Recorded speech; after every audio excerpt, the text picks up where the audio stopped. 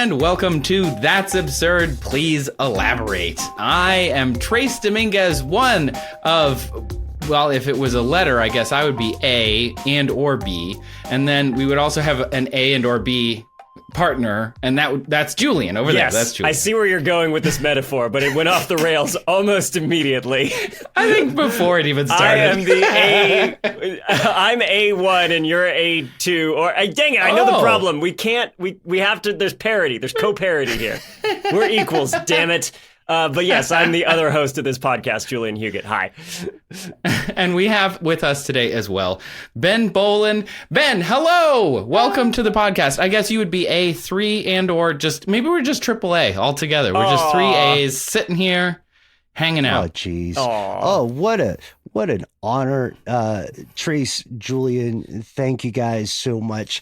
I am intensely interested in bizarre questions. And so when I found you both in the field, I don't know why I'm making it sound conspiratorial. When I found you both in the field, I am a fan of the explorations that we have conducted separately and together. No stone left unturned, no boat nor butt left unexamined. So I get a lot of guff, to be honest with you. I get a lot of guff because I'm not him, because like you all and like all of our listeners today, I want to know. You know what I mean? I want to know the answer. Mm-hmm. I also, without bragging too much about you guys in front of you, I am also a big fan of some of the previous explorations that you all have done in the past with we've known each other, or Julian, not to exclude you, Trace and I have known each other for a while. And when I first met Trace, he was one of the few anchors of objective thought on the internet. An observation. That's nice. Thanks. Thank you. Yeah, and I don't feel excluded. Trace knows everybody. All the guests, I'm like, who'd be cool to have on this show? And Trace is like, yeah, I have their email. And I'm like, this is the best. You guys, come on. He's the A1. That makes him A1. Oh, jeez. the barbecue sauce? Yes, you're so delicious on meat. Question for another episode. Why are alphabets hierarchical? Why must there be an order? We did that. And it's established one of the longest running jokes on the show, which is our peasant from the 1600s named Aaron Aronson. Aaron Aronson. To give you somebody call me Aaron Aronson. Hello. To give the SparkNote version, it's just basically because somebody put it in that order and we just kept using it. But for a long time, we've used different hierarchies, including in medieval Europe.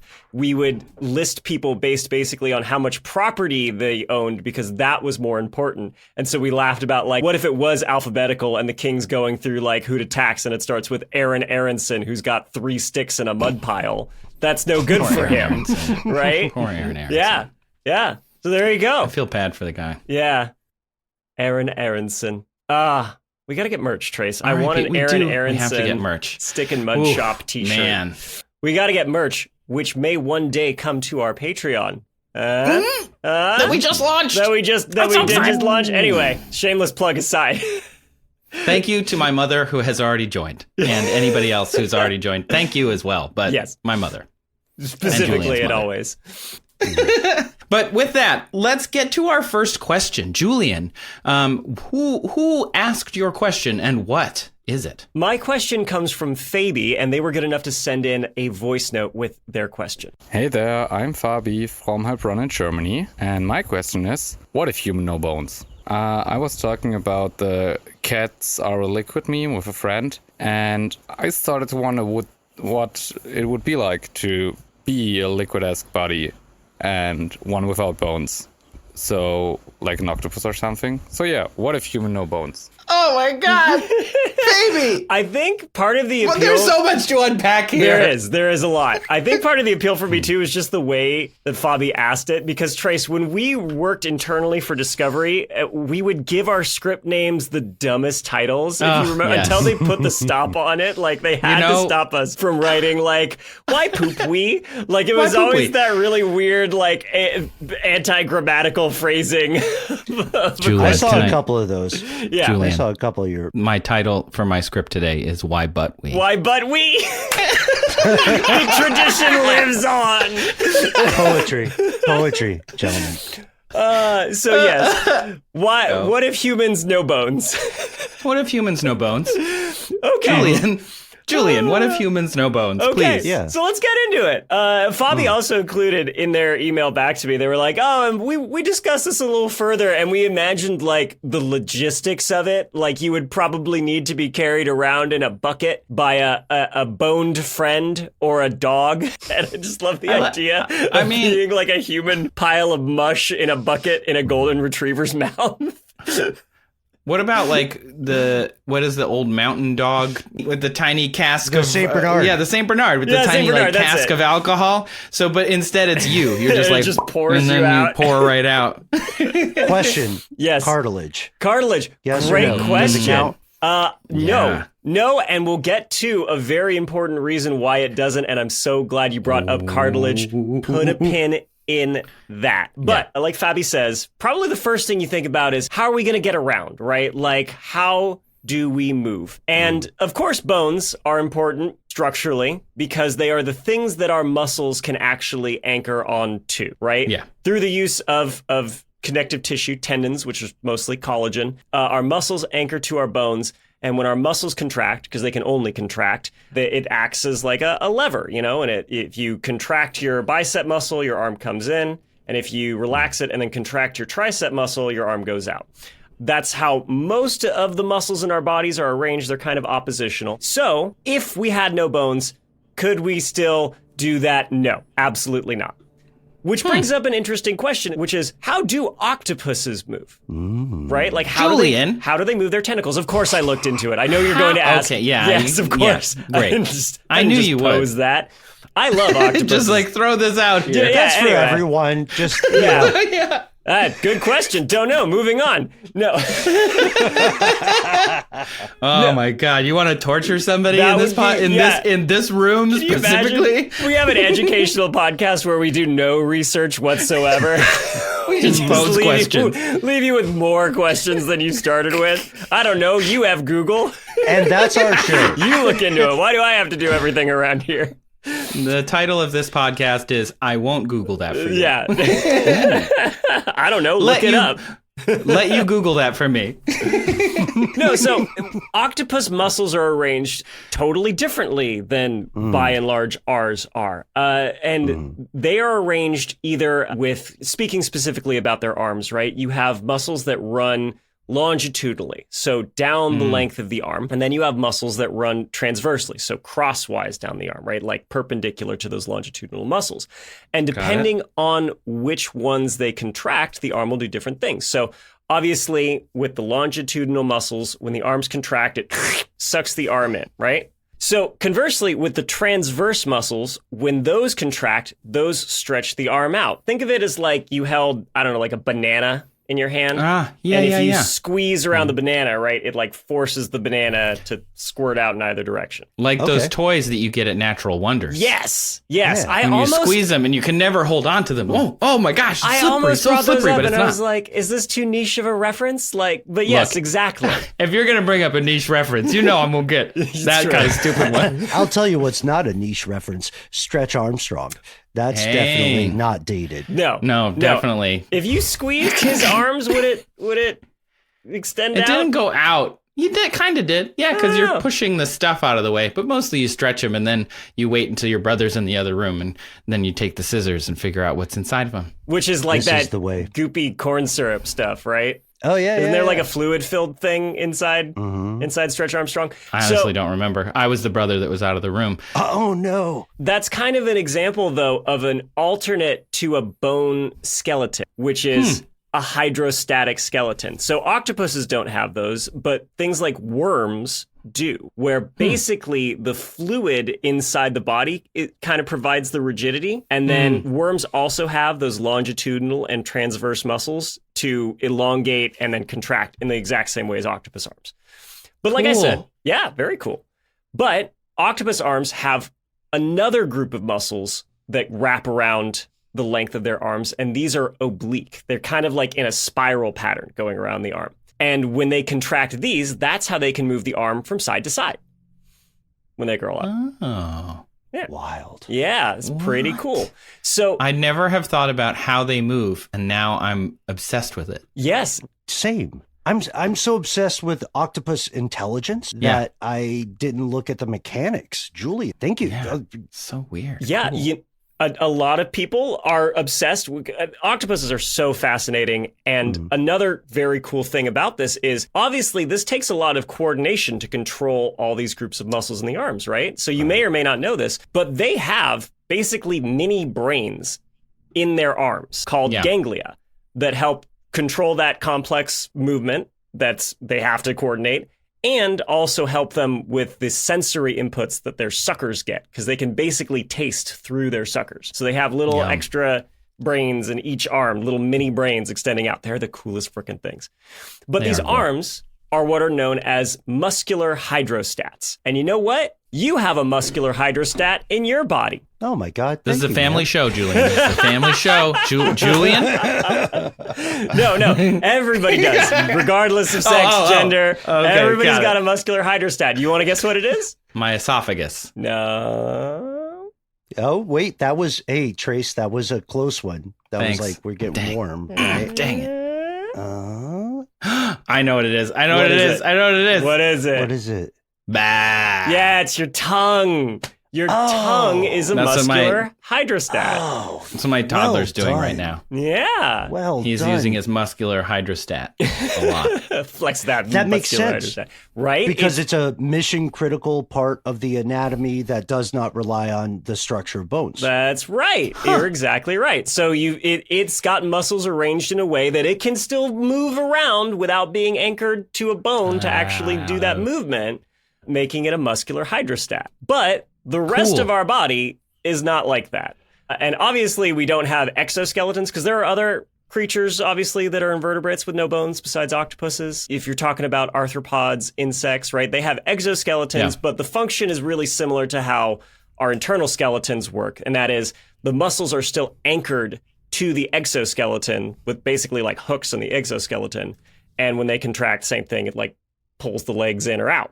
So in Fabie's imagined world, right, we don't get the exoskeleton because they're imagining us as like liquid, basically. So I'm going to no bones. assume that there's some experimental weight loss surgery going around. You know what's a big source of weight? Them bones. Them bones. Get them out of there. You can 206 of them. Who needs them? You could be any shape with no bones. I have a question. Yes, a Trace. follow-up question to the cartilage question from earlier from Yes. my friend Ben over there. Teeth. That's where I'm going next. Mind readers. All right. That is where I'm going next. So teeth aren't bones, right? They are distinct. Teeth aren't bones, they are distinct, but they are anchored into your jawbone and your skull, right? Bones are still an important part of the equation here. So if you didn't have bones, if you got this surgery, but they left the teeth in, I guess, it would be really easy for them to fall out because all that would be providing any sort of hold on them would be your gums. So they don't have that strong connection. They're connected to your jawbone with ligaments and a special type of material called cementin, which is Also, pretty cool. Julian, you know you just triggered a lot of people's nightmares. Oh, right? yeah. One of the most common tropes in nightmares is losing teeth. Oh, of course. Of course. Or Yeah. for me, I think a more visceral nightmare is just a lot of teeth spread around in general. Oh. Not them like early, falling like out. early AI pictures of Yeah. people's faces Ugh. really was bad for you. Just a lot of teeth. Or if you've ever played the video game Psychonauts 2, where one of the main antagonists is a amateur dentist and hobbyist brain surgeon. There's like a whole nightmare level where you're just like platforming on a bunch of teeth. And I think about it more than I should. Oh, now I'm gonna. Yeah, it's pretty gross. Well, we'll save you from that. This is a fascinating point, though. Like, considering the implications of a boneless human body, I don't think people think about the teeth. No. I certainly didn't. No. So Yeah. they'd be just basically kind of loose in your mouth. And they'd probably easily fall out. But until they do, they just kind of be like a mush of hard little rocks in your otherwise fleshy existence, which is gross. But more importantly, because of that lack of a jawbone, how do you chew anything to begin with? Oh, so you don't even really need the teeth. Yeah, well, You use your tongue to smush them against the teeth individually. Your hydrostat. yeah, use that muscular hydrostat. Of course, And so- you'd need something on top of the teeth to push back on the tongue, You got the hard Right. palate, right? I guess, but you got no bones. Right? You got no bones. Guys got no bones. Guys got well. We talk about octopuses. The one hard structure in an octopus's body is their beak, right? They actually have something for like ripping and tearing that had to be hard, and it's a little beak. So yeah, you'd probably inside your little bucket being carried around by a golden retriever. You'd probably need to be on a feeding tube. So that's a bummer. That complicates things a little bit. It's not as cute and clean as the original image that Fabie proposed. Yeah, I have a question, though. Yes, Ben. Julian, would you trust a golden retriever to carry you around in a bucket? Here's my thinking. I would trade my bones to the golden retriever since I don't need them anymore. I would exchange, I would barter with the golden retriever, and I think we would form a trustworthy kind of symbiotic relationship here. A classic. Trace, I am impressed classic by bond. this gig economy. Yeah, this is really great. I kind of Fabie's question had some world building built into it, right? Where when they wrote to me and they're like, "Oh, you'd need a boned friend." Like that's a term. Like we're going to be separated into societal strata, Like the bone Morlocks in and of bone out. this society have bones still, and the Eloy are just like, carry me in my bucket, Morlock. Moisturize me. Yeah, exactly. I can't not think of that Doctor Who episode. Of course. I can't. Of Yeah, course. where we first meet the last human. Okay, now it gets a lot worse. Oh, Have good. you Great. considered breathing? That was gross. Ooh. Again, I think sorry. frequently on this show we do the opposite of ASMR. Yes. And that was another one. All the stuff you're That not was- supposed to do in an audio format. Shout Math, out to Misophonia. Really weird nasty. sounds. Really gross. Yeah. Okay. Now I'm thinking about it, and it just seems like all of the, what is it? The pond of eternal stench from the labyrinth. It just sounds like that. Yeah, because it's squishy stuff. Yeah. Squishy and boggy. Well, here's the thing. If you had no bones, you wouldn't even be making gargling noises. You would not be able to breathe on your own. Period. And here's why. Well, Your rib cage, your chest cavity, along with, protecting your heart and the organs behind it, it also provides a rigid structure. So when your diaphragm contracts and that area expands, your lungs have a pressure drop and air goes into your lungs. If you don't have that rigid structure, if that muscle contracts, your lungs don't expand to fill a space that's gotten bigger, right? Because there is no rigid structure to get bigger. All that'll happen instead is your lungs will basically get flattened, right? As the pressure from the atmosphere around you presses down on them. So they don't take in any more air. They just get squished by the outside air pressure. Is that making sense? Is that clear? yeah. That explanation? Yeah, it's terrifying, but It is. it makes sense. We are just biological mechs. Like, Yeah. that's really, we are just, it's a mess in here. And there are medical conditions that kind of mimic what would happen if, say, you had no rib cage to provide Are we this. going to this structure. iron lungs? Well, let's talk about, for example, right, like if you have a lung collapse. So what happens in this case is air gets into the space between your chest cavity and your lung. And that pressure from the air that's in there collapses your lung. Again, your lungs can't have that pressure drop to suck in air. So you don't have the ability to actually take in more oxygen. And then there's a condition that I learned of when researching this, and it's pretty horrible. It's called flail chest. Oh, no. Boy, Like, if that your chest- sounds like a Dungeons and Dragons curse. Yeah. Yeah, it's basically like, imagine your rib cage was hit by a flail, right? Oh, So no. The- That's different kind of Dungeons and Dragons. yeah, Ouch. that's just dungeons. That's just horrible. Yeah, just the dungeons part. Yeah, you got lucked up down there. So flail chest, by definition, is when you have two contiguous ribs that are broken in two or more places. So essentially, it's like in that area, you don't have a structural functioning rib cage, right? It's just like Ouch. broken completely free, and those ribs are free floating. And what happens in the cases of flail chest is when you try and breathe in, like I said, your lung just smushes down instead, and you have difficulty taking in air. So it's associated with high morbidity and high mortality. It's often really bad What? news No way. if you have flail chest. Yeah, it just alters how your breathing works. And you possibly can't do it. You can't get in enough air. So if you have no ribs whatsoever, then there's just no structure for your lungs to actually be able to expand into as it gets bigger. Your lungs just get squished. It's like taking if you were to fill a water bottle just with air and then take it down into a pool, right? It would just get crushed.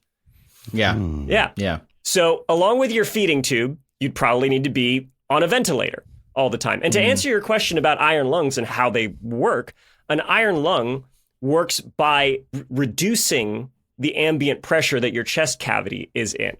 So your chest can expand and take air into it. Yeah. And then it repressurizes and then forces the air out again. So that whole the reason it's a big steel drum, an iron lung, is so it can withstand the atmospheric pressure when there's less pressure inside the iron lung. That makes sense. Yeah. Yeah. Yeah. So I that's didn't how know how they worked. That's how that interesting. works. Cool. And then conversely, right, if you go down, you know how in cartoons, like people take a tube down to the bottom of a lake when they're hiding from like a swarm of bees? Right. And in real life, you can't do that You because can't the do tube that. doesn't work. Yeah. Because, well, the problem is when you go too far underwater, the pressure of the water on your chest keeps you from being able to expand it and having a lower pressure inside your lungs than the air pressure at the surface of the water. So the air doesn't travel down into the tube and into your lungs. Yeah. That's why like a snorkel works, but you can't just have...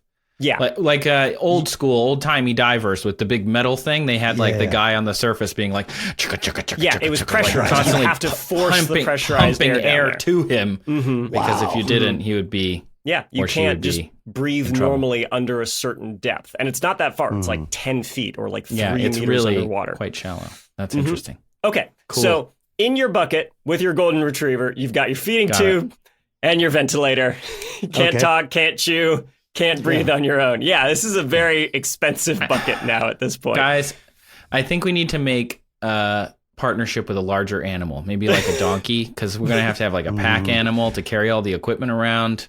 I don't know. You have so many dogs. I think we could enlist basically like a sled team at this point. Oh, Yeah. okay. Wait, got are it. we conscripting dogs? Yes, dogs are forced into this. But if we These have a service boned dogs. friend, can't we just ask the boned friend Yeah, call to help? the Call the Morlocks. bone guy. I don't have Yeah, time call the for that. Morlocks. I don't. You You're the also one who couldn't- got the elective surgery to take your bones out. I don't see how that's my problem. Also, you can't, if your bones are removed, you can't dial the phone, Yeah, right? it's true. Oh, yeah, true. It's You have to true. You use can't the even voice. raise your arm. You'd I have to imagine. gargle to Siri.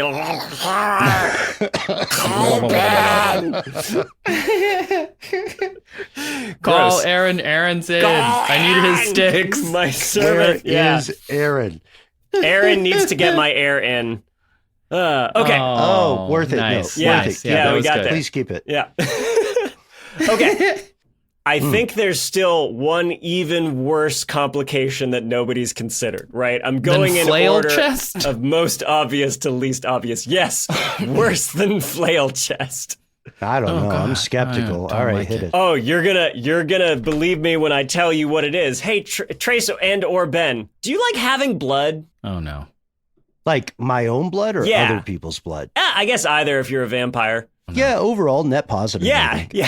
It's been, I'd say blood's good overall. Yeah, right? Sorry for the hot take. You know, Controversial over here. Ooh.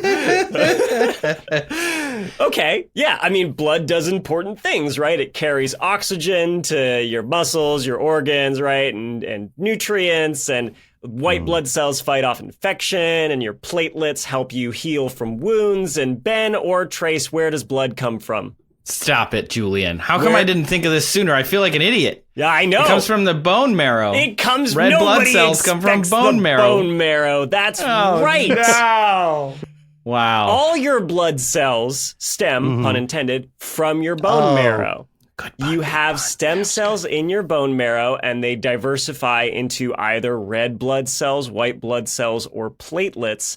And if you don't have bones and therefore don't have bone marrow, how are you going to make new blood cells? Magic. That's it. That's the answer. And call thanks the for guy tuning with in. the bones. Yeah. I don't know. Your bone friend. Get You your have a bone constant friend. Hook up. Dialysis machine. The text comes through at 3 a.m. Hey, man, do you have spare blood? Yeah. Nothing weird. It's a bloody call. You up for giving Yeah, me you your up. blood? Gross. Right. Wow. So there are, again, medical conditions that are analogous, I'd say, to this problem you would have with no bones, like aplastic anemia. This is what happens when your body stops producing enough blood cells, and it can leave you fatigued, more prone to infection and uncontrolled bleeding.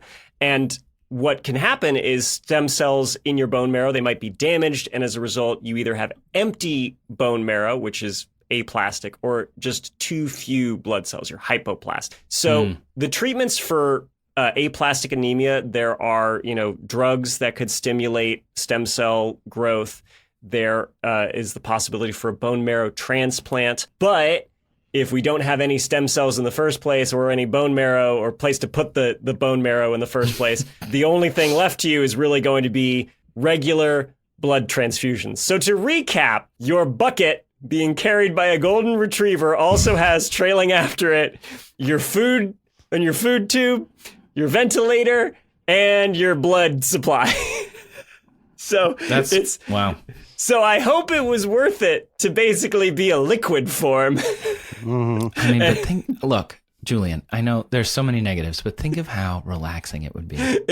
Like, have you ever just wanted to take your eyeball out and just give it a little massage and squish it back in there just because you're just, I don't know. Would you ever have a headache again? Because if your brain felt bad, you could just be like, don't, please. Just squish it a little. Squish it. Oh, Just well, have your consider boned this, though. friend Trace, just squish it a little Trace, bit.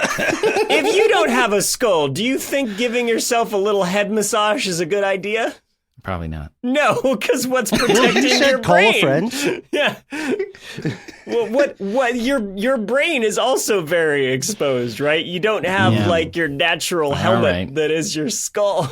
So Okay, Julian. throw that into Just the bucket. ruining the fun You need to- of how relaxing it would be to just have no bones and just lay about You're still like sold a on this human idea. puddle. It's so relaxing. Ugh, Yeah. Yeah. And you'd spend all your time with your golden retriever friend. Yeah. So that's nice. An excuse to hang out with dogs more. You know what? I'm coming around too. I like this idea. Sign me up. he was out. But, we got him. When the debonification medical treatment arrives. Wait, though, question. Yes. So we're building out a very well-reasoned, in my opinion, hypothetical example of how a human individual could survive, perhaps, without the internal anatomy of Right. bones. As you said, Trace, 206, I think, is Yeah, the current 6. count? Okay. More when you Like it's changing. What's Yeah, I got to what's count the mine stock after value? this. I got to check in. the market. But, What are we up to these days? 206 bones? They're the real stonks, right? You know, when I was a kid, we had 195 and we didn't complain. Exactly. But to that point, the question I have is, would it then be theoretically possible for someone to have this sort of existence? Like, I mean, no, right? okay, I didn't know if you were gonna. Yeah, like a bonectomy. No, I mean, born without it or having them all removed, I think your expected lifespan would be quite short because of all of these complications. You know, I think you'd also, with all these things hooked into you, you'd be more prone to infection. And then, like we said, you're not producing white blood cells. Yeah, the number of ways that basically this would kill you are myriad. And so, I mean, I'm thinking of, like, you started this talking about octopuses, which are amazing, but also live in the water, which means that they live in essentially a low gravity environment. So if you had like a boneless being in, not underwater, as we talked about, you'd need to be able to breathe. But if you could like live in space, boneless, still having all of these things, thriving, it would. Yeah, I don't know if it would be. I don't know. So first, wait, you're onto something there. Yeah. You would need a radical change in your physiology top to bottom, right? Because you couldn't have lungs like we talked about. So you'd need to like still have gills, right? Or like insects breathe through basically gas exchange that freely goes through little tubes throughout their body, you know, instead of a lung. Right. So that would radically alter not just yourself, but we've talked about this in the past when we talk about really extreme body changes if we had them. I love to think about how that would mean the entire lineage that you descended from would have to also reflect those differences, right? Yeah. Unless you, for some reason, like lost all these adaptations somehow, which is like almost completely impossible. You know, you and everything you're related to would have similar changes. So, like, forget vertebrates as a whole, right? Yeah. If we, let's say, naturally evolved with no bones, then there's just basically no animals with bones. Everything is octopus-like, or maybe an insect with an exoskeleton, you know, an arthropods. But you just don't get boned animals on Earth. No bony fish. No bony fish, and therefore none that we descended from. And that's the only way that you'd get something human-like with no bones whatsoever, is if you rewind the clock several hundreds of millions of years and just eliminated bones from happening in the first place. Just a whole world of worms. A very gelatinous, gloopy world. And just a bunch of tubes in here. Yeah. The fungus would take over. Yeah, it wouldn't go the well for us. The fun guys would come in on that. Hey, fungus couldn't supremacy. Couldn't have cool T-shirts because there'd be no way to put them on. No.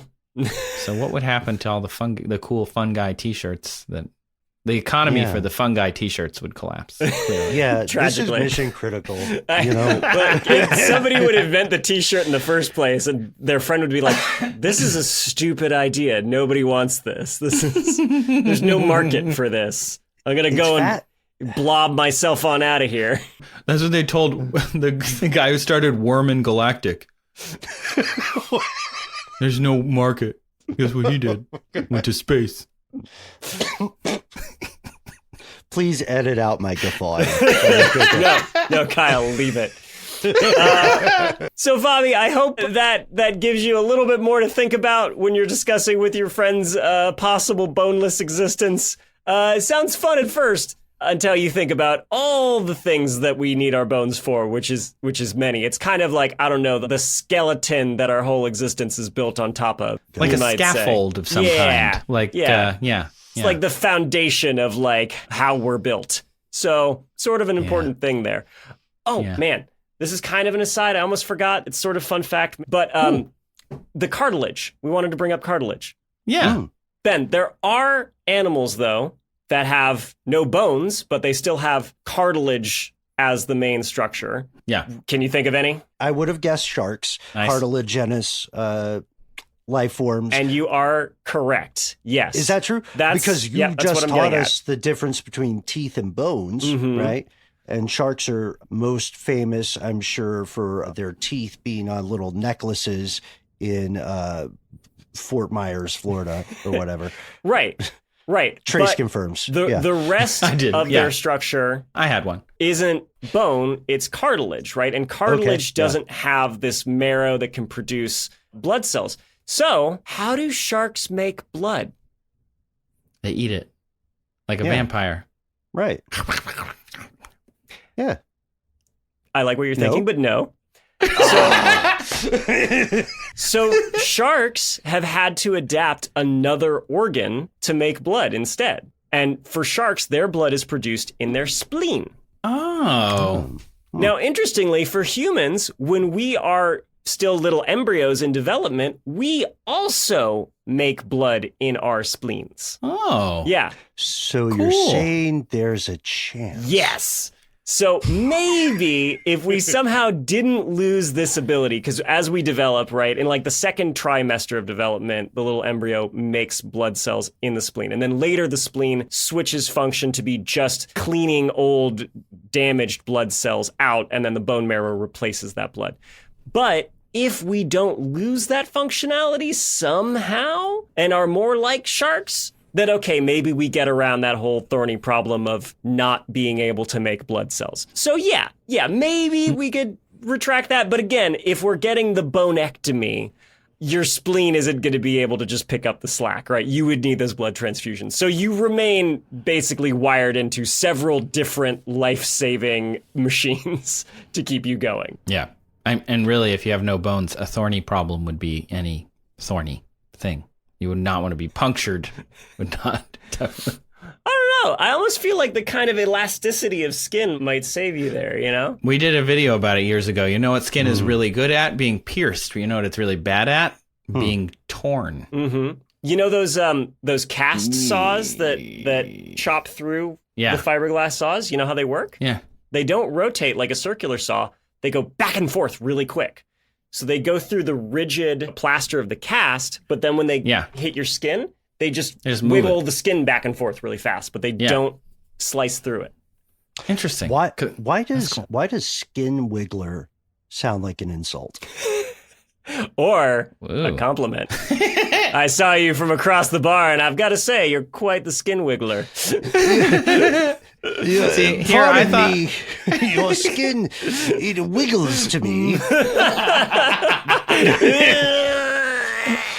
I thought of it as like kind of an interesting indie, college band name. It's like, yeah, guys, God. we're gonna be the Skin Wigglers, and they're like, Travis, no Travis. That's the guy you read about 40 years from now who's got a mugshot in the paper. Oh my God, Travis from the Skin Wigglers. The most predictable thing happened. Well, on that note, Yeah. on that note, let's take a quick break and get our wiggle on, and we'll come back. Ooh. Julian, give me your best dinosaur roar.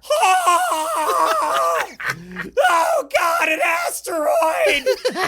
It's horrible! Wow, that was not where I expected that to go. We're popping in before the show to tell you about I Know Dino. It's a dinosaur podcast. We think of those dinosaurs being this thing that's been dead for tens of millions of years. Even so, studying dinosaurs can still teach us stuff that is relevant to the world today. Yeah, like climate models to help us understand global warming. Migration patterns of dinosaur lineages, they tell us about Earth's changing continents. We can also study dinosaur diets, what plants lived then, and maybe what animals and how they interact. And, this is super cool, many dinosaur injuries, paleopathologies, they're the first known occurrences of diseases. And they talk about all this kind of stuff on I Know Dino. It comes out every week with new dinosaur stories that you're not going to hear anywhere else. Like, I hadn't heard of a lot of these, which is pretty cool. You can find I Know Dino on Apple Podcasts, Spotify, wherever podcasts are. And if you found us, you can probably find them. Go check them out. Hello and welcome back to That's Absurd. Please elaborate. I hope you're having a fabulous bone-filled day. Our next question is going to be answered by Ben. Ben, what's your question? Who asked it? Our friend and loyal listener, Corinne, wrote to you guys with a question about accents. And Trace, this is something that stood out to both of us. I think we have audio, actually. Hi Trace and Julian, I'm Corin from London, and my question is, why do we have accents? I've been wondering about accents for a while as they seem very strange. Why do people have these distinct ways of speaking, and is there actually a reason for this? Listening to your podcast with the random interludes and different accents reminded me of this question, and I thought you guys would be the best people to find the answer to this. Also, I've heard that the Old English accent supposedly sounds more like the current American accent than the current English accent. Is this true or just a factoid? Clearly, we should just keep doing accents, Julian, because we're not being offensive, apparently. We're being intriguing. We've had 2 people from overseas send us questions. We are so routinely terrible with accents. I can't believe we haven't driven them off yet. But dang it, this is the moment. This is when it's going to happen. She I love had a beautiful accent. It was, I don't know how to describe it, like tap dancing on piano keys. Just like, it was so light, very, lovely. Oh, that's beautiful. Very delicate. I liked it. Yeah. There's the interplay of the vowels, right? That's a big part in the weight of how a consonant is treated. Corinne, everybody listening, your voice is your own, and we're never going to detract from that. Clearly, you are hearing 3 people in the U.S. who have the U.S. accent or some version thereof. This is the thing that always trips me up. My British friends, when they're in their cups, you guys, sometimes we get in, what corporate America would call a healthy conversation about the American Revolution. Sure. We're going to relitigate this one. USA! Yeah. I'm cool. I'm diplomatic about it. Yeah. You know what I mean? I can't believe they don't bring up the War of 1812 where they had a... Watch it. Hey, there's a line, buddy. Yeah, right. I'm just saying. The first shots of that war were fired at the fort that I worked at. If I were British, and an American brought up the revolution, I'd be like, yeah, but we burned D.C. in 1814 or whatever. Like, I'd be like, fair play, touche. I do like that rhymes. So the second thing that gets brought up after we, as you said, relitigate history is truth of the American accent is that it is descended from previous English speakers. So folks in the United Kingdom are not really the ones with the accent, right? It's we, the Yanks. And there's this fascinating thing that really stands out. And Corinne, I think you'd enjoy this. I love that we're talking about the concept of doing a quote unquote bad accent. It happens, I've done it in shows as well. Luckily, our friends in the Anglosphere seem to enjoy that, right? And it seems that we have... it's funny. It's like when you hear Jason Statham or something try to do an American accent. Yeah. It's consistently referencing hip hop for some reason. Yeah. But with this, what we see, I would argue, is a covenant of sorts in which people have largely agreed that one will not portray, one will not in any way diminish or disparage the accent of someone who is speaking a second language, right? So now I'll tell you, when I'm hanging out with Europeans or when I'm hanging out with friends who are from maybe the Eastern Pacific area, when they do an American accent, it is hilarious. I was like, this could go so many directions. It's hilarious, and it's on purpose, and it's with affection. However, we know there's a dirty history of different cultures attempting to maybe condescend or other people based on the ways in which they speak, vocalize, or communicate. Accents are a beautiful thing, and they're not restricted to human beings. They are a function of geography and history, right? And we're cooking live with this. Not for nothing do you see people relocate to a different part of the human world, and then all of a sudden they start responding differently because of the environment in which they are embedded. Does that make sense? Yeah, it does. When I lived in London, in 2005, 2006, I started saying, you have to talk to the people who live there. You're not talking to the people that you used to live with, right? You're talking where you are now. So you, instead of calendar, they use diary. Instead of, so you just end up picking up words which you learned there. So you end up saying them the way that they say them, even if it makes you sound weird when you go home. I had an issue instead where, in college, like many nerds, I went through like a BBC phase where I just consumed so much Doctor Who and Top Gear and all these like Britishisms seeped into my vocabulary day to day, and I couldn't help myself. And then my problem was like I was using things like bonnet or whatever when talking about the hood of a car that people were like, what are you talking about? But that's not so much an accent as it is just, local dialect, right? As opposed to and vocabularies are different. Yeah. When I worked at a university in London, I was a personal assistant, and she asked me to take a piece of paper that had text already on it and then paint over it so that it would be blotted out and we could write on it again. What would you call that? White out. Yeah. Yeah. Correction tape, maybe? Right. Do you know what they call it? No. Liquid paper. Tipex. Because Tipex. it's a different brand. I wanted to guess more Britishisms. Hold on. Splattery-doo. Fidgety Jenkins. Whittly white. Whittly white would be pretty good, actually. Could you whittly white this and send it off, please? Said with great affection, but I think what you're getting at here is the difference between language as a blueprint, dialect as the specific sort of prioritized words, and then accent, which is the vocalization. Yeah. I'm curious as to the mechanism that basically causes that. And a question I've always had too is there's technically no such thing as no accent, right? Not really. It's kind of, distressingly, it's similar to any deep anthropological research about early cultures. The word for people in an early culture and most cultures, is generally like, we are the people, like the actual people.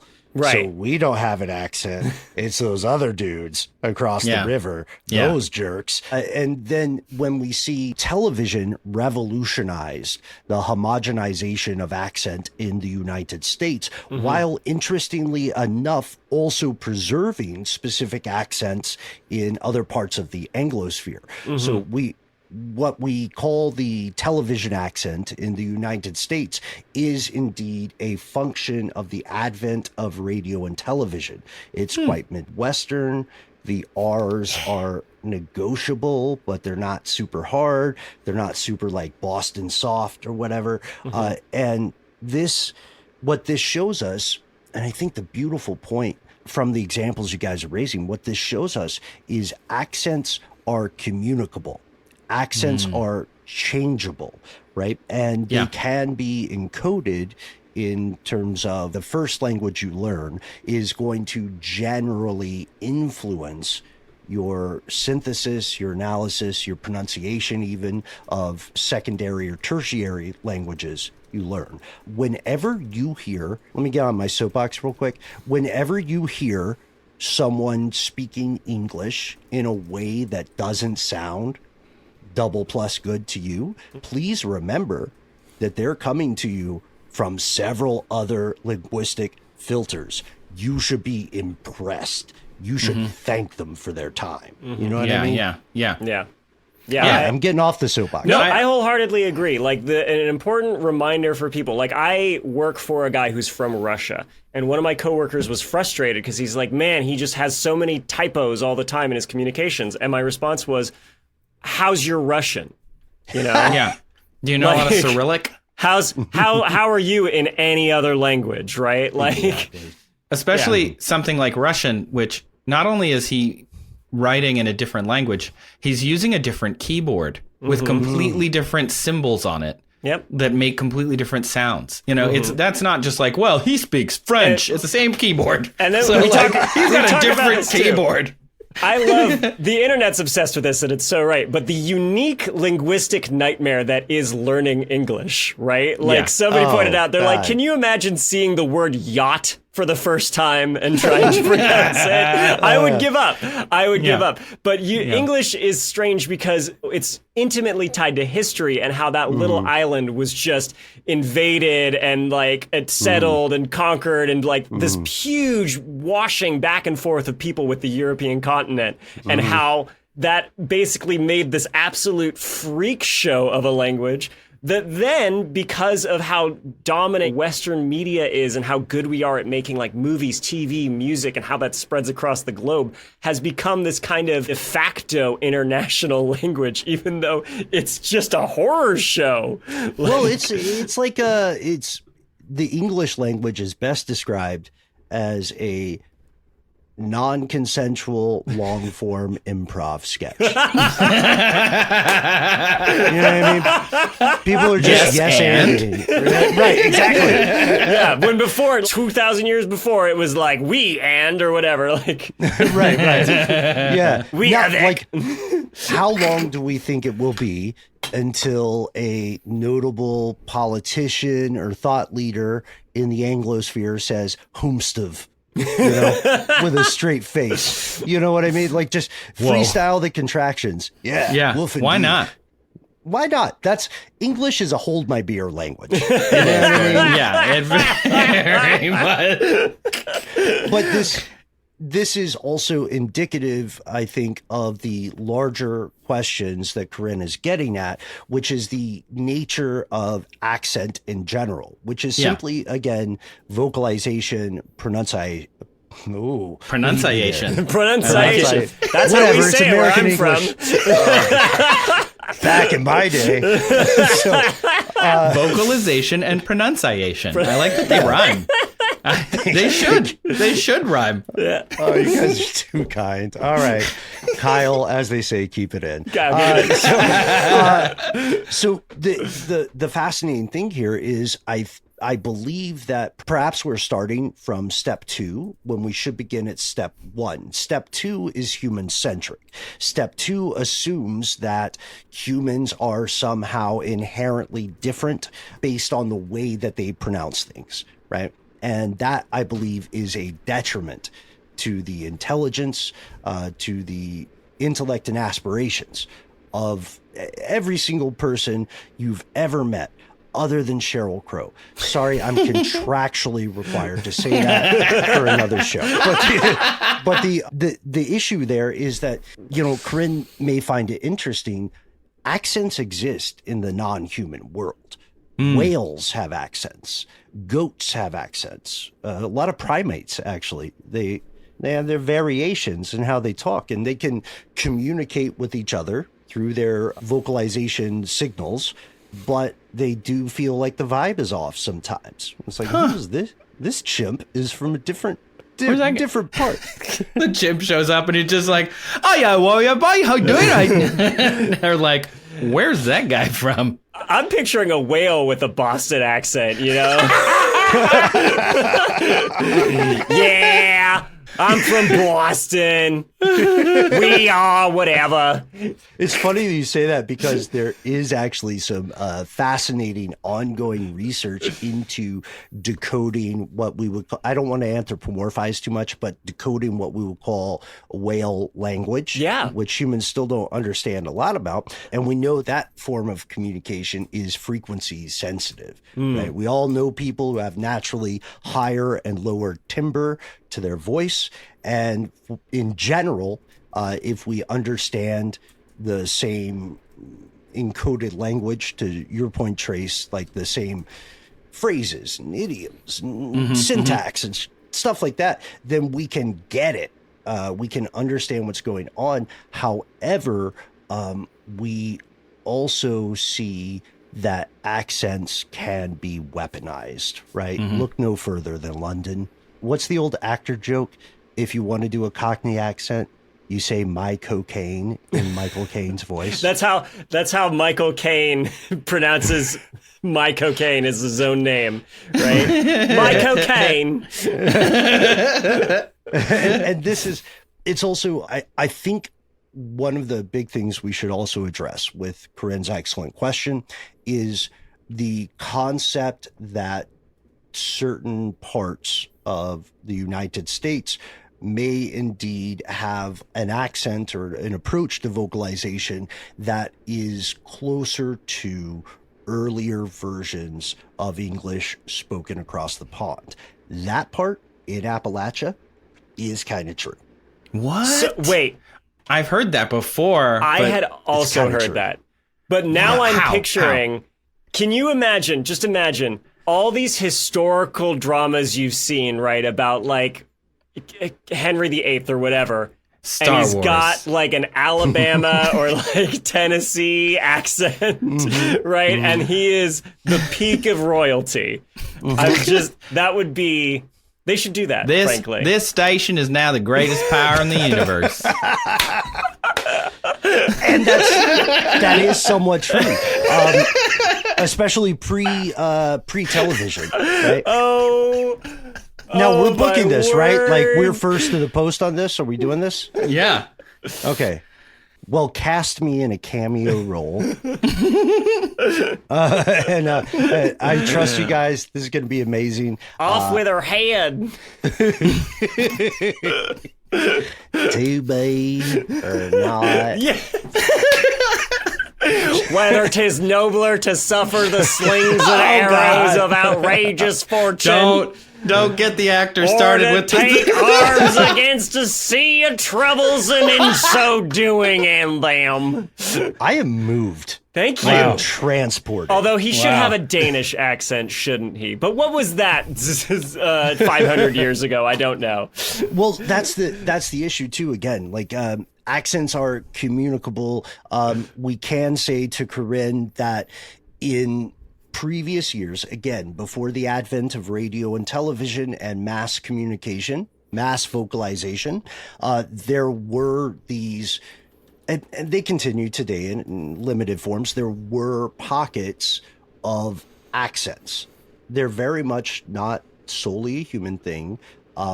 They can be weaponized, but in general, if we want to go on a positive note, in general, they make you interesting. Especially if you're unless you are doing tradecraft or espionage and you really have to blend in. If you're just going to hang out with people without any skullduggery, then usually they're going to say, you sound Tell me about very that. interesting. Yes. Yeah. So if you find yourself as kind of a dull person, fake an accent. Just get That's an the accent. advice of this show. Just move to a Move different somewhere part else, of the world. and you will instantly be more interesting at parties. I love how you Honestly- say aluminum. Yeah. Oh no. Last point, so we can sew this up. The cooking live reference I made earlier is absolutely true. Right now, there is a developing accent in Antarctica. Wait, what? Of like researchers that are stationed there? Yeah. What? Yeah. Tell me more. All right. Please elaborate. I'm glad. Hey, that's absurd. So let's go to, there's a great article in Scientific American from a few years ago. Shout out to Suzanne Bard, the author of this. Julian nailed it. In Antarctica, we have a relatively limited population, right? And we have a relatively limited amount of peer-to-peer in-person communication. Therefore, we also, interestingly enough, have a cavalcade of different nationalities, right? All learning how to communicate with each other and trying not to live out John Carpenter's The Thing. Right. I would be so on mostly guard that, every day. I would be checking gotta- everybody's breath for steam. Exactly, yeah. And so what we see here, and big shout out to University of Munich, a linguist there named Jonathan Harrington, goes super into it. He's 10 toes down on this accent research, and he notes something we've already kind of touched on, which is global communication, ubiquitous mass media homogenizes patterns, right? Yeah. It uniformizes. Uniformize? Oh boy. Creates haven't- uniformity. There we go. Gosh. Yeah. I'm still learning Uniformizes. English, as is everyone. So because of this, what they call overwintering, because the population is just like The Thing, they are isolated. They do interact in a limited environment with hard constraints. They have to communicate successfully. And the way Harrington did this, and this is brilliant, you guys, they recorded the people speaking, like the researchers and the staff stationed in Antarctica, before they left for the South Pole. Cool. And then, right? A little prior research, right? Yeah. And then when they had those folks stationed in Antarctica, they had tasked them to record themselves saying the same words they had said pre-Antarctica 4 more times. They recorded the difference here by analyzing the way their vocalizations evolved. And there was a cool or distressing, it depends. Cool, because it's Antarctica. Yeah. Agreed. Cool and distressing. Antarctica. That's the bumper sticker for Antarctica. It's good. I think that's what it says on the Antarctic flag, which Cool and distressing. it's got a little ribbon and it just says cool, but in Latin. Yeah. Check out the Frigidum e worrisome. That's Absurd Patreon for this and more fascinating literature. The Antarctica flag. Yeah. Classic Trace and Julian. So Oh my God, that'd be so good. I think that's the concept though. Accents are ephemeral, right? Honestly, in the larger scheme. However, accents are a beautiful piece of communication. And when people or when animals vocalize, the written down version of what they are saying it's important. Yeah. Pay attention to people, active listening, whatever. But also, I'm sorry, what was that? I spaced out. Yeah. but also the way people tell us things, the way life forms communicate is sometimes as important as the information they are attempting to convey. With that, I yield my time. Shout out to Corinne. What an excellent question. Apologies for our American accents. I have a question. Yes, sir. I know that Julian is from the Bay Area, which ostensibly the Bay Area loves to say that they have no accent, which is I find interesting. I think there's a lot of hubris to say that, to assume I that agree. we are the default. Like Ben was saying, we are the people. Sure. Yeah. My main question is, what is the accent that you grew up with? Like, can you are you putting on an accent all the time now? Do you know that your accent has changed? Because I know that mine has changed. Because I grew up in Michigan, which has a very, lots of vowel noise, A's and O's. And so we would go get a glass of water and go down to the mall. But we don't have as many O's as the other Midwesterners, over in Minnesota and North Dakota. We don't have those, but we have a lot of A's. A lot of A's in Michigan. Oh, yeah. Oh, get in the car. Let's go down the mall.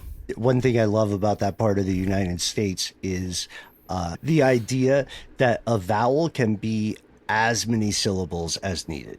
Oh, definitely. Don't you know? Oh, yeah. Oh, yeah. To your question, Trace, military brat, born in the U.S., background in parts of Appalachia, moved around quite a bit. Like you guys, I had, as inherent to this vocation, media training such that one will speak in a way that is, I would call our current accents lowest common denominator for communicability, right? Yeah. Yeah. I mean, we're never going to sound as interesting as a guy from Scotland who's 3 sheets to the wind. That's like Klingon. It's amazing. Yeah. It is so incredible. Good. It really it's is. So good. Yeah. Anecdotally, so of course I don't have an accent being from the Bay Area. Right. But my dad is from Barcelona and he has an accent, and so I grew up with that my whole life. I have no ability to imitate it. I almost feel like it's because it sounds so normal to me. Yeah, you can't pick it out. I the same don't way. know how to copy it. But what's Right. funny is he spent about a quarter century in America before moving back to Barcelona. And now when he's there and he speaks Catalan, which is the predominant language in Barcelona, which is not spoken very much outside of this area of Spain, he has an accent. And so people are like, where did you learn Catalan fluently? He's like, I'm from here. I grew up over there. This is where I'm from. It is very, hello, fellow people. of the area. You know what I mean? Yeah, it does feel like there's an interloper, I'm sure. you can have fluency in a language set, but you may not, the accent will give you away. It's like, I've got a good friend who is a polyglot and speaks many languages, many more than us, and very well, but he doesn't quite get the idioms right. The vowels That's are a giveaway. Sticky. Dead giveaway.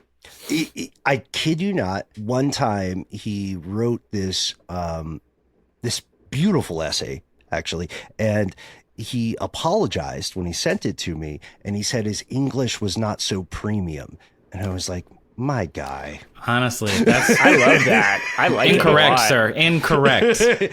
But, the word choice, I would say, is also part of the accent. And with this, thank you guys for letting me take the floor for so long. With this, in defense of That's Absurd, please elaborate. Our hosts, Trace and Julian, are doing the right thing with accents. You guys are beating yourselves up, but it comes from a place of affection and respect, and you're pretty great communicators. I'm an Aaron Aronson fan. Was he going to be on the show? Like, that's why I'm here. No, he's tending to his stick and mud pile today. Yeah, it's a stick he day. couldn't make it. It's a stick stick inventory day. He's going to count with free. Fame changes people. It really does. It really does. Okay, I did have one more question, I think, related to the Antarctica thing, which was fascinating to me. Yeah. But do they come back and they're, like, insufferable, like people who spend a semester in Barcelona? And they're like, oh, that's not how we say it in Antarctica. Oh, I've come back from Antarctica. That's the Antarctic accent. Wild inflections. It's just a wild inflection, but near the end. Always near the end of the word. Antarctica. I love it. In my experience, and I haven't met everybody who has visited Antarctica, but in my experience, they're usually glad to be back home. I bet. So they're maybe they're a little bit unnecessarily yes and. Just like when an astronaut comes back to Earth. That was my other question. Is there any evidence of this on the ISS? Like, we don't have enough time yet. I know, right? They don't spend right. a ton of time up there, and they're not as isolated, hilariously, like in space as they are in Antarctica. I posit to you there will be a spacer accent, or a lunar accent. Definitely, a Martian absolutely. accent as the experiment expands. Now, will they be able to communicate with Earthers, or will they be in buckets? Will we talk to the dogs? Well, yeah, with the lower gravity, a bucket lifestyle is more feasible, I would say. Here's some lunar poetry for us to end on.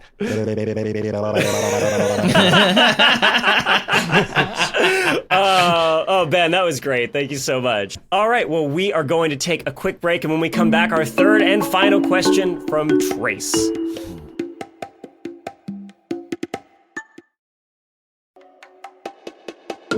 Welcome back to That's Absurd, Please Elaborate. We've had our bones picked and our accents examined, and now hold on to your butts, because it's time for Trace's question. Thank you, Julian. That was excellent. Yes. Bring back, by the way. That was really thank good. you. Yeah, that was wow. Jeez. So my question comes from Super Surprised Pikachu on Spotify, and they asked, "What would happen if we all had two butts?" This is the journalism that we're looking for. They did provide more information here. I got inspiration from my friend calling another friend Mr. Two Butts. That's it. That's all. Look, I love when people submit questions. Absolutely 100%. The extra information is always good, even when it's this. I just love it every time. Somehow I have both more and less context. That's accurate. That is accurate. I hope Mr. Two Butts is a genuine, like, straight face. That's what they call him. Yes. They just call him Mr. Two Butts. What's up, Mr. Two Excuse Butts? me, but in the pronunciation from where my parents are from, it's Tubits. Two Butts. Mr. Two You see, Butts. I've been to Antarctica. Yes. Mr. Two Butts? Antarctica. Yeah. Mr. Tubits? That'd be really hard to speak that way. Wait though. I don't want a high road, but I'm under the impression, based on previous research, that most people have just the one butt attached to them. Like, is this? Yeah, I've probed this subject deeply, and I have only found Wow. Julian, ladies and an gentlemen, ask of one butt per customer. It's true. according to current research. Yeah. I mean, anecdotally, you are correct. So wait. I guess first question, Trace, is this?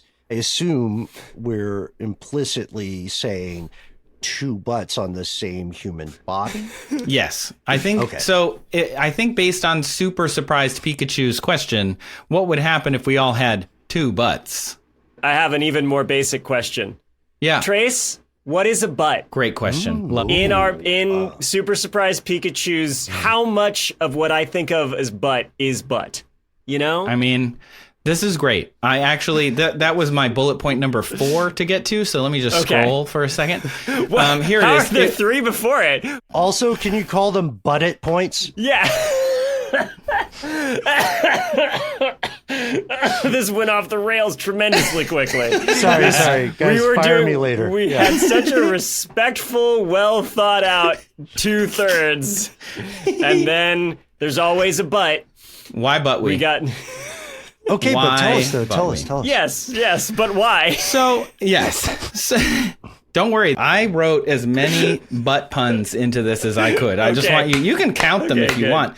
All so right. here's how it starts here. Who's the butt of the joke? Oh, I am, I think. So why do we have butts? That was where I started. I was You like, know what? butts Solid. are weird. Butts are awesome. Why do we have them? Do we need them? Because think about it for a second. We've talked a lot about animals and buckets, but do chimps have butts? Or shall we say a capacious caboose?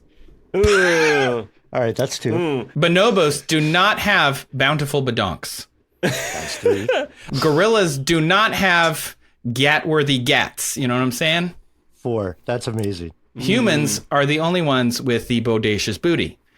So the reason we have that, though, is fascinating. You know what your butt is made of, right? Like what's inside of the trunk and the junk, and what's in the trunk. You know what I'm saying? Okay, this gets more to my question of what are we counting as butt? Right. Yes. Right. Separating from the anus. Yeah. Yes. Okay. So when I think of what a butt is, I'm thinking of What a butt needs, whatever. Right. What a butt wants, what a butt needs, whatever makes butt happy sets you free. I want a clip of this in video of Trace's furrowed brow as he's walking through this. And I'm thanking you for giving butt to me. No, that's wrong. This is bad. But it's like your beautiful mind montage almost. Like I'm seeing the formula. That's true. So, okay, so what muscle powers our butt? Everybody pretty much the knows. glutes, Gluteus right? maximus, right? Yeah. the glutes. Max, The gluteus medius, maximus. and minimus, right? Correct. Yes. There's 3 different The little glutes. They butt. do different things. Humans have a gluteus maximus because we walk upright. So chimps, bonobos, and gorillas do not actually have as prominent a gluteus maximus as we do. They use different glutes to move around because they're not walking upright. The gluteus maximus is the largest single muscle in our body. It's 24 by 24 centimeters, or about 9.5 inches square, or, Julian, because I can see you there, about the size of an iPad, or 10 playing cards.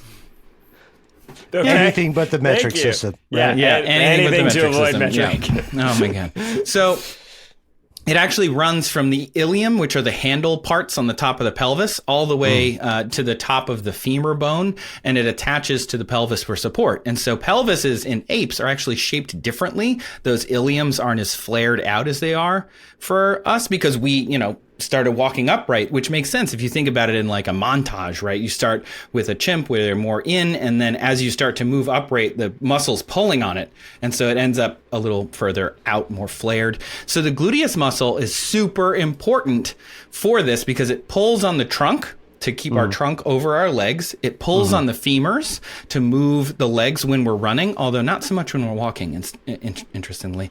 And it pulls on the pelvis to keep us level, especially when we stand on one leg. It's a muscle that we use to stand, walk, run, change posture, and sprint.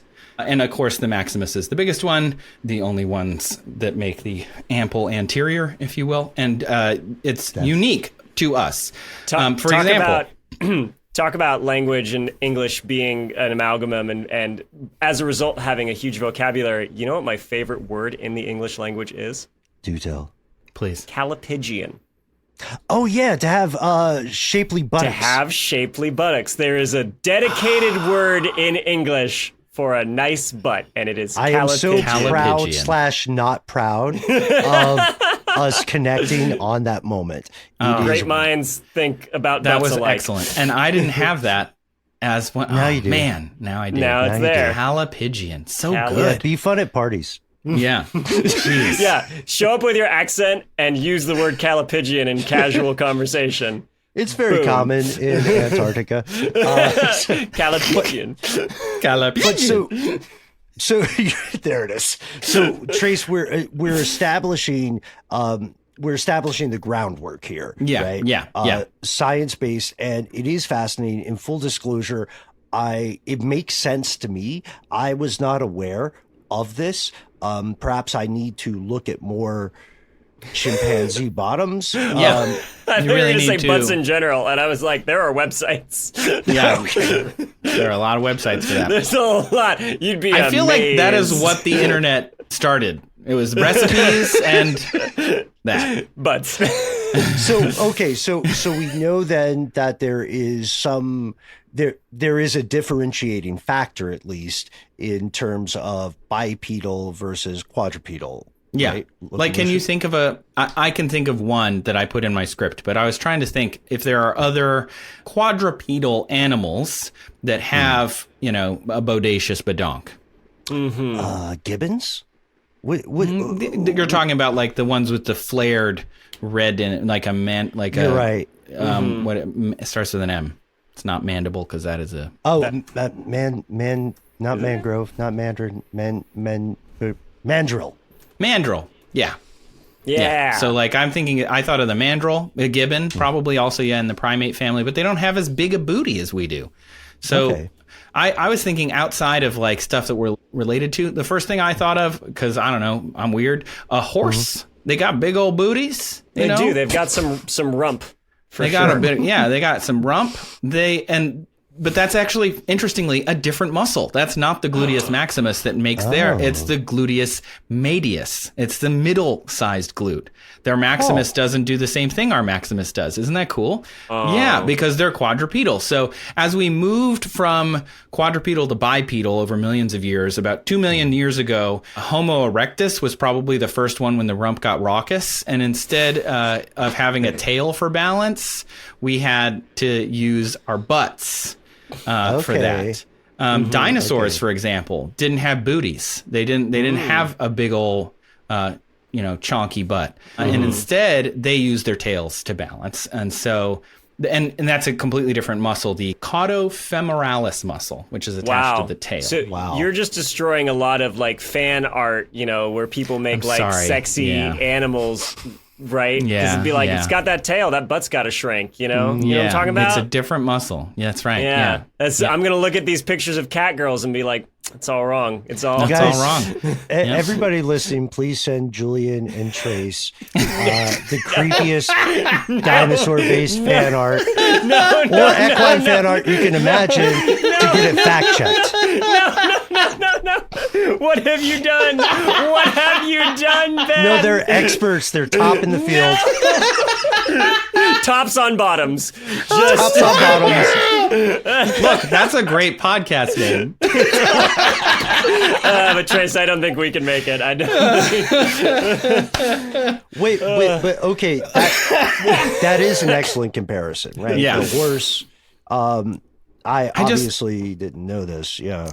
I just thought it was really interesting because I don't know why my brain went there. Like, why do we have, lovely lady lumps and they don't?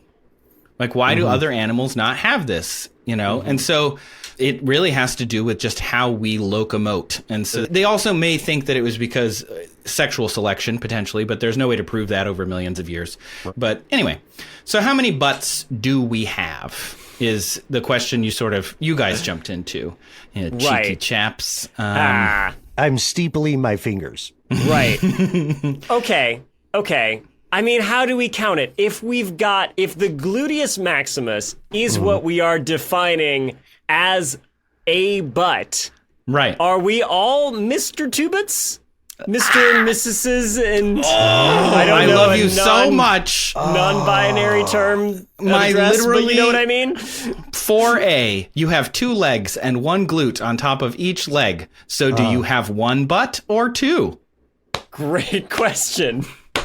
So That 4, could how be many any butts of do you us. actually have? 4A, Julian. You nailed 4A right there. So a buttock is a fleshy back of hip. Why is buttocks plural?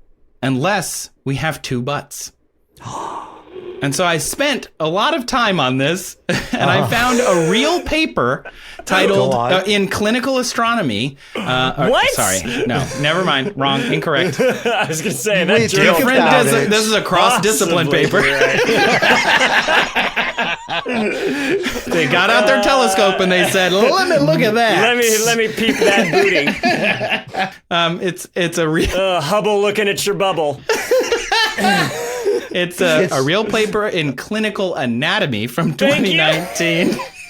I like the first one better. I would read the first one for sure. It posits that this is actually a medical nomenclature issue. Oh. In the paper, the abstract reads, quote, "Future revisions of anatomical terminologies will have to give more consideration to the relationships between terms and reference, and the relationships between reference because computer applications will require greater precision," which we have mentioned this on the podcast so many times, but that goes to exactly what Ben was talking about, right? Like in human language, there's metadata. It's not literally what's written. It's how that thing is said. It's the stuff that goes along with it. It's me knowing that you are a clinical astronomer instead of a clinical anatomy person. Like that, all of that is very important. And the computer, when it reads the word, doesn't know that. So if you asked an AI how many butts you have, they would be like, well, buttocks is plural, and thus perhaps you have 2, right? It might, not literally, but it might. So there's another paper in the Terminologia Anatomica, which is actually a manual for medical terminology. And it says that the nates is the rump. It's a plural word of the singular natis. That's where it comes from. Then there's the clunes, which is the anus or rectum, and that is mostly a plural word. The single is clunis. So again, it's a plural word that we're using for a singular thing. Commonly, buttocks is translated into English, but it's also plural. And that's awkward for anatomical ontologists because the words are listed under the membrum inferius, which is inferior or lower limb. So you're saying that I have 1 leg, again, sort of saying the same thing, Sure. but I have a pair on top of my 1 leg. It gets Right. very confusing. Yeah. So we don't call it a buttock because in Latin, according to this author, it is a singular form, and it's the word clunis, which is close to the word cluus, which is an obscenity. So they were like, being a little bit, they were like, we can't call it singular because the word is too similar to a swear word. So instead, we'll call it the plural form, which is completely different. And then it's sort of like how people use the word gender to describe someone's sex, because it's easier to say gender than it is to say, are you male or female? What is your sex? Instead, people say gender, but they mean sex. So even though they're completely different things. So what would happen if we had two butts? Like, let's just jump right in, okay? Do we have two butts? I don't know, maybe. Maybe we do. Maybe we don't. If you mean two clunace, like two anuses, that's a horse of a different color. However... It's a horse of a different glute. Yeah. Medically, that does happen. Oh? Yep. Can we get like a record scratch? Do you guys do sound cues? Absolutely. Kyle. Record Do scratch. it. Kyle will have already done it, so it's not going to make sense to listeners here now that I'm saying to add it later. But Kyle, add it in post, and then they'll get it. Wait, though. Seriously. Yes. Seriously. Yes. There's a study in the Iranian Journal of Pediatrics from 2012 of a baby born with two anuses and two penises. Both. Some people get all the sets. breaks. Yeah. It's very, very, very, very rare. Both sets worked fine. I mean, this is a baby, so, worked as in like urine would come out and feces would come out. And interestingly, double penises are extremely rare in humans. The incidence is about 1 in 5.5 million. And typically one is either malformed or doesn't work, and it gets removed when you're very young or when you're... What are the odds that one of those people would be on this show, though, right? That's crazy. Oh, jeez. But it's also, that is... I don't want to say distressing. I don't want to judge anybody for things they can't control. Yeah. But 1 out of 5.5 million is a much higher frequency than I would have assumed. Yeah. Which would, if you divide 300 million by that, you get about 55 people in the United States alone who were born with two penises. And they're listening to the show. Right? Yeah, there are. That's our All huge. That's a fan base. That's like your main demographic. Right? That is our main demo. Spotify tracks that data. So yeah. I feel you. On some of my shows, I figured out our primary demographic is hungover substitute teachers. Honestly, of which there are many. They would probably like this show too. Yeah. Thank you for playing that video. Yeah. So is it like a conjoined twin thing? It has to do with how, when you're in your embryo, you bilateralize, and then sometimes things they're supposed to separate and they don't, so you end up growing two of those. And it happens all throughout the body. You can get extra fingers, you can get extra limbs, you can get extra pieces all over. But these pieces, as in the penis and the anus, is very unusual. And it actually, with the anus, it's so unusual and it's so rare that there is almost no published incidences of it happening. So even though double penises is quite rare at 1 in 5.5 million, there is no published incidence of double anuses. They're not like, it's 1 in 10 million, 1 in 50. It's like there's so few. I looked at everything I could find, and there maybe are 45 known patients in medical literature ever to have been born with two anuses. More common in females, but only very slightly, because again, there's only 45 of them. In 2006 and 2010, they looked at studies of 21 cases from the 70s until the early 2000s, and a worldwide review published in 2009, the collection of all the studies that those researchers can find, that's where they got to the 45. And so it's discovered typically when people are very young and they have them either removed, so closed up, or removed if it's like an extraneous organ. And it's the reason they do that is because, which gets to sort of the answer of what would happen if we had two butts. Well, the people that do, who have this removed when they're like months or very early in years, they have underdeveloped insides, tumors, impactions, leakage, infection, inflammation, irritation. But all the people who had these removed went on to live normal lives. So, well, that's good. Which I thought was really interesting. Maybe a fun scar to show your close friends. I don't know. It reminds me of the higher than expected level of, what do you call it, polydactyly, or, when people because there are a lot of people who don't know they had an extra little stubby guy. Little digit. Just, sixth. And then I guess there's also, to the earlier point about tails and evolving past tails, I think there are still atavistic births, or births with atavistic nature, where there's a little stubby guy that would be a tail at the coccyx or whatever. Yeah. So is it possible that someone could be born with two butts? I'm keeping a straight face while I say this. Is it possible that someone could be born with two butts, have that butt, to your point, excised, removed, treated somehow, and never know the difference? It's like, how do you... tell I would your think kids. so. Yeah. I mean, if these people were born with 2 anuses, so what you're asking, by the way, is double derriere, not split sphincter. Wait, what? Double derriere, not split sphincter. Are you asking? Yeah, are you split asking sphincter? about the hole or the mounds? Yeah. You know? Yeah. Are we talking about the pitcher's mounds, or are we Yeah. talking about the Jeez. home? We're talking about the Oh, pit or that's the great. hilltops. Yeah. Oh gosh. Yeah. Both. I think. Okay, got it. I Yeah. would think that if you had double derriere, it'd be tougher to remove because that's a lot more surface area. You know, your pelvis is going to have some interesting organization.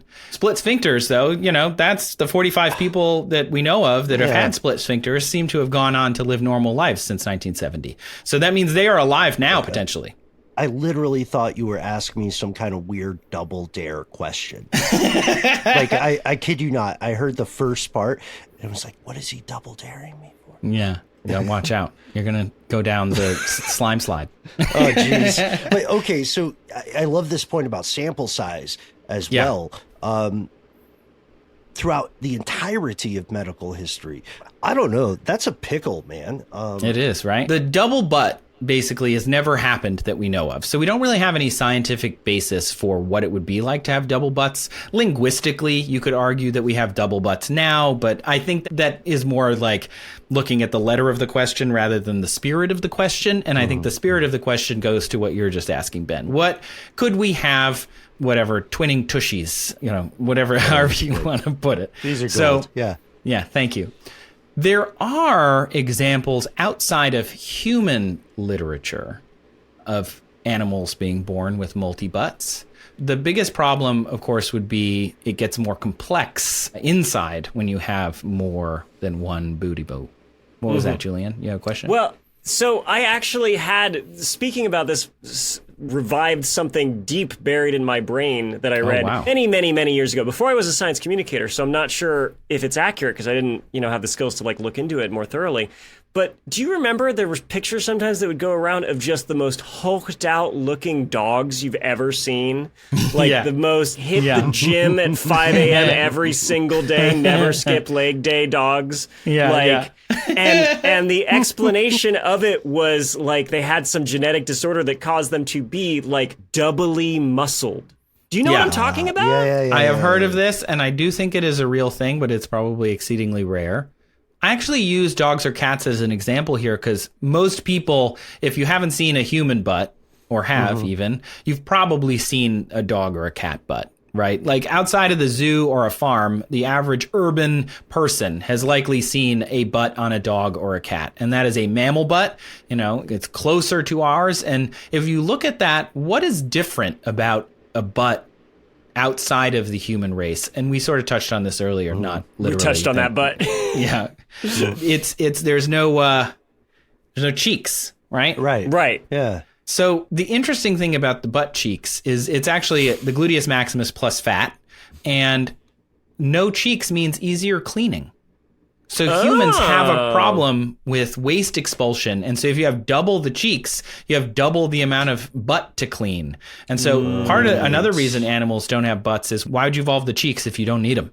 You know, because we stand up, we sit down on it. It also helps us with locomotion. But in exchange, we have to keep them quite clean so we don't Rorschach ourselves anytime we bend over. You know? Evolved cheeks get streaks. Yeah.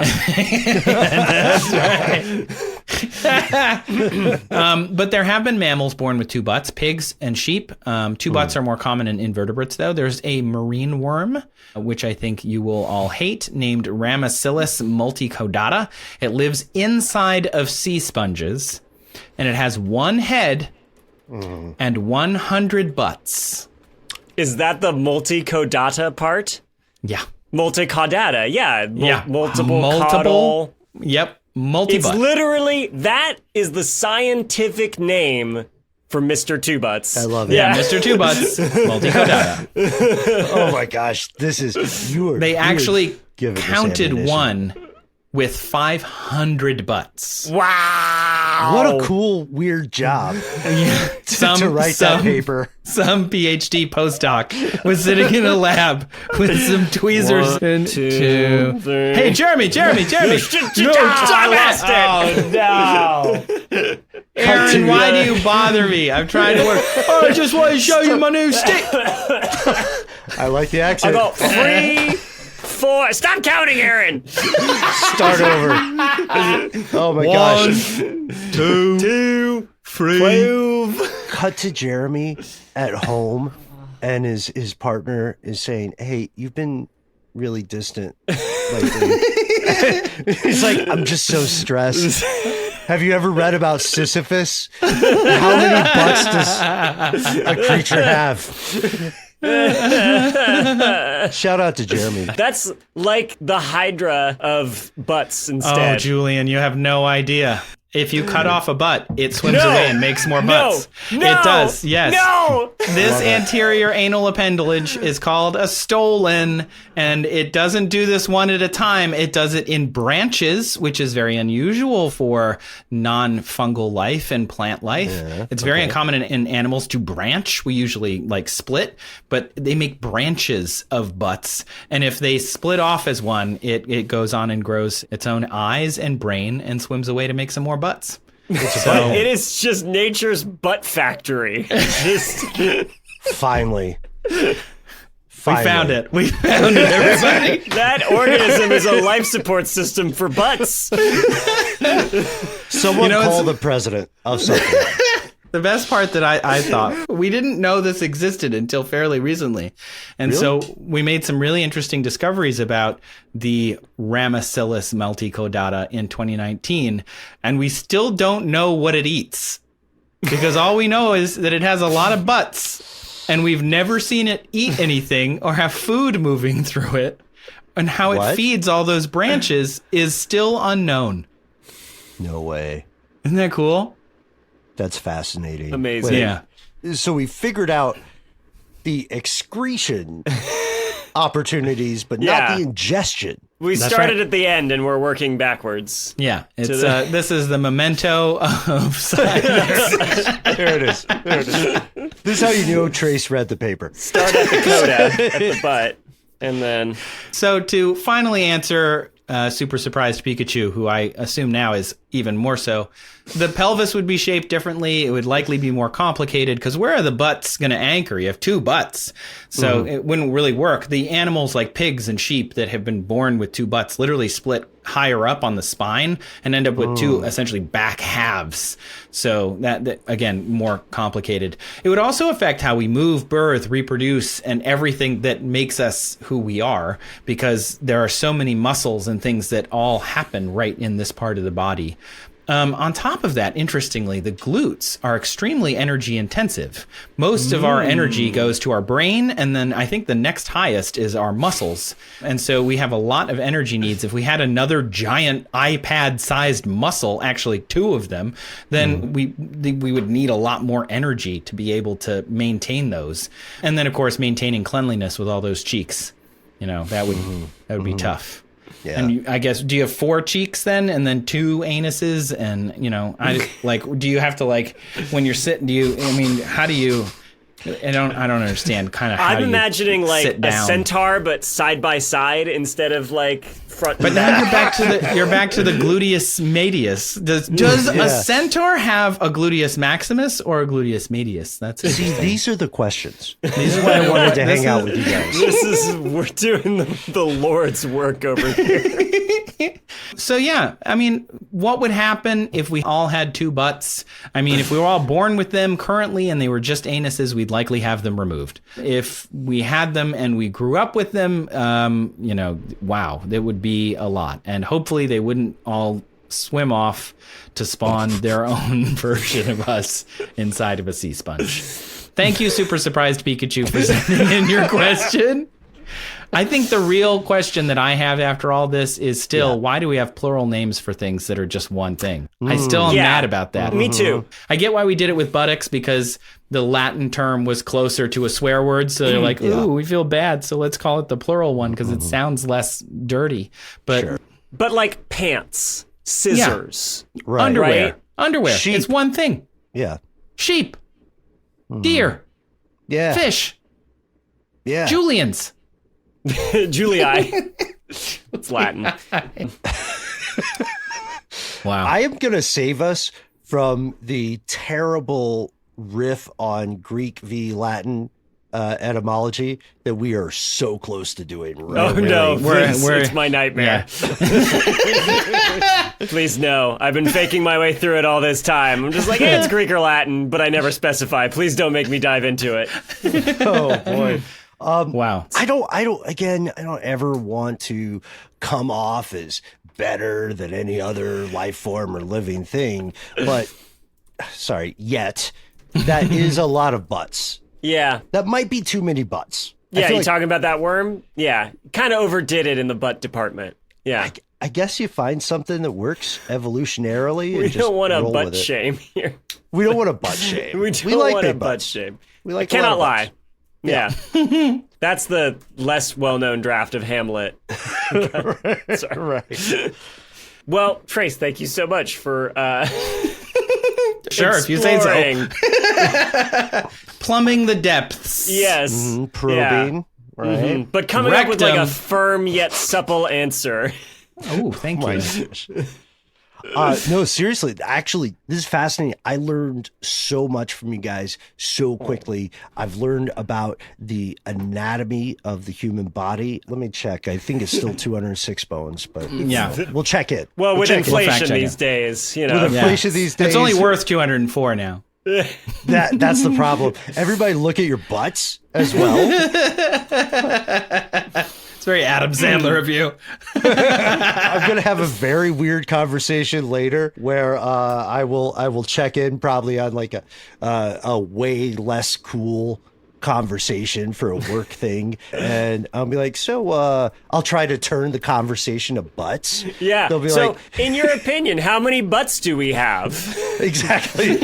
Yeah. We'll open the floor to questions about the new ad platform and Yeah. are going forward. Does anybody? Yeah, I got one.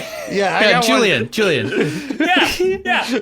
So about it's kind of related. It's more of a comment than a question. More of a comment than a question. It's comes in two parts, and I mean that in two ways. Wow. Okay. I'm going to call it. Ben, thank you for being here for this. What I do think we started at the top before we started recording and said, we are chaotic good if we have an alignment. And I feel like you really got the full brunt of that on this episode. A lot of chaos here. So thank you for being here. Where could people come and find you if they want to listen to your work more? Yes, thank you guys for having me over. It's a pleasure to meet everybody listening. If you want to learn more about different things I do, you can find Stuff They Don't Want You to Know, which applies critical thinking to the concepts of government cover-ups, allegations of psychic powers, all the good stuff. If you like All X-Files, the good stuff. I love it. yeah, all the slow jazz. And if you want to learn more about ridiculous people, places, or events and phenomena, check out Ridiculous History. If you want to find me directly, you can call my social security number. Here's a list of my childhood fears. If you have extra butts or a jar of teeth, holler at me. No, you can find me calling myself in a burst of creativity at Ben Bowlin on places where people use ats. You can also find me most often cited as Trace and Julian's less cool friend, a title I embrace. Oh, that's not true. Stop it. In Antarctica. In Trace is the Antarctica. least cool. Antarctica. Yeah, after he came back from Antarctica, he's been insufferable. It's true. He just always brings it up. It's like that guy with butts. And the one time he went to the South Pole, and he keeps making these weird metaphors about it. Wonderful. Well, thank you, Ben, again, and thank you for listening, everybody, to That's Absurd. Please elaborate. The show was created, written, and produced by me, Julian Hugan. And me, Trace Dominguez. And produced and edited by the wonderful and single-butted Kyle Sisk. At least last time we checked. We should have a Wow, an do we update. check that? I think that's an HR violation. It's on a regular sheet you have to fill out. Name, age, number of butts. Just the facts, just the basics. Special thanks to the listeners who submitted questions featured in this episode, Super Surprised Pikachu and Fabie and Corin. If you want to submit questions, go down to the show notes and look for the form there. You can find us at hello@that'sabsurdshow.com, our website, that'sabsurdshow.com/ask, or you can even call us at 302-TAPE-SHOW. Leave us a voicemail. Maybe it'll make it on the show. Yes, if you'd like, you can also leave us a review wherever you're listening right now. You could leave stars, hearts, horseshoes. No, I don't think there's anything that uses that. And, keep those reviews coming. They help people find the show. And also, we read them amongst ourselves. And it's just like a little, dopamine explosion. It's nice. We appreciate it tremendously. And finally, a special thanks if you're listening on Nebula, because Nebula listeners get ad-free versions of the show, but also just listening there helps us out. If you want to join, go down to the show notes. You can find it there. You can also find us on Patreon. We just launched last week, so if you haven't joined, this is still early days. Get in there. You can find us at patreon.com/that'sabsurdshow. Support the show. Maybe we can do more stuff. Maybe, merch. We can make some of these t-shirts happen that we keep talking about. Pants for people with multiple butts.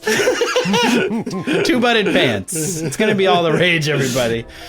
Well, as we say at the end of every episode, your real friends won't make fun of how many butts you have. What do we always say, Trace? Your lack of bones surely make an accented Antarctic Calibian. I find your lack of butts disturbing. No, you said it in the wrong. I find your lack of butts disturbing. As the royalty would say it. As the royalty would say it. Do check out That's Absurd, Please Elaborate presents Henry VIII.